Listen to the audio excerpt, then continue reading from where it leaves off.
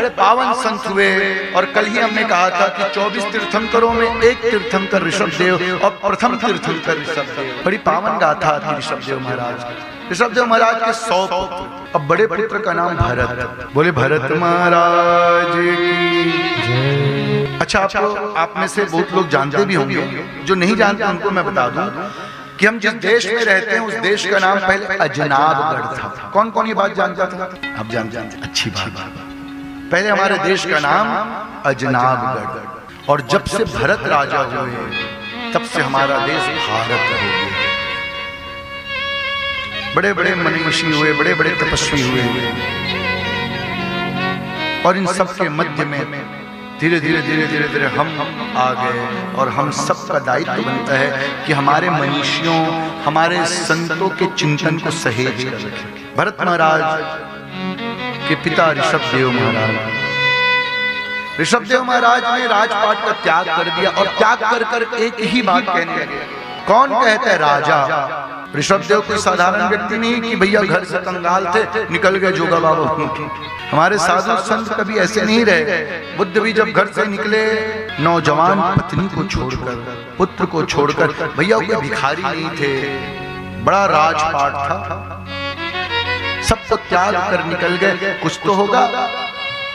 क्यों साधु कहता है मन लागो मेरो यार फकीरी में, जो सुख पायो राम भजन में, वो सुख नाही अमीरी में। मन लागो मेरो यार फकीरी में। संत कैसा होता है? संत अपकार के बदले भी उपकार ही कर देता है। एक संत बैठा वृक्ष के नीचे, बच्चे फल तोड़ने के लिए वृक्ष में पत्थर मारते हैं। संत कैसा? और वो पत्थर लगती है संत को, खूना खून हो जाता है संत। बच्चों को बड़ा दुख होता है, बच्चे जाकर क्षमा याचना करते हैं तो संत रोने लगता है। धन्य है संत, ये हमारे बाबा ऋषभदेव है। ऋषभदेव त्याग देते हैं सब कुछ और जाकर पेड़ में बैठते हैं। पत्थर का चोट लगता है, बच्चे रो कर कहते हैं क्षमा करें नाथ। आज ऋषभदेव कहते हैं लाला लाला मुझे क्षमा करो, यदि तेरा पत्थर वृक्ष को पड़ता तो फल देता, और मैंने तुम्हें भय दे दिया। जब तुमने मुझे पत्थर मारा तुम सब डर गए थे। धिक्कार है मेरे जीवन को कि मैंने तुम्हें भय दिया। अरे वृक्ष तो फल देता है, ये है संत ऋषभदेव महाराज। याचना करते एक देवी के घर जाकर भिक्षाम देही मैया, भिक्षाम देही। मैया कहती बाबा पागल हो गया, सुबह सुबह आ गया, चले जाए यहाँ से। मैया जो पोछा लगाती उस कपड़े में फेंक कर मारती। ऋषभदेव जी महाराज के मुख पर लगता। लोगों को पता चला, संत का अपमान हुआ। ऋषभदेव अपनी कुटिया में चले गए।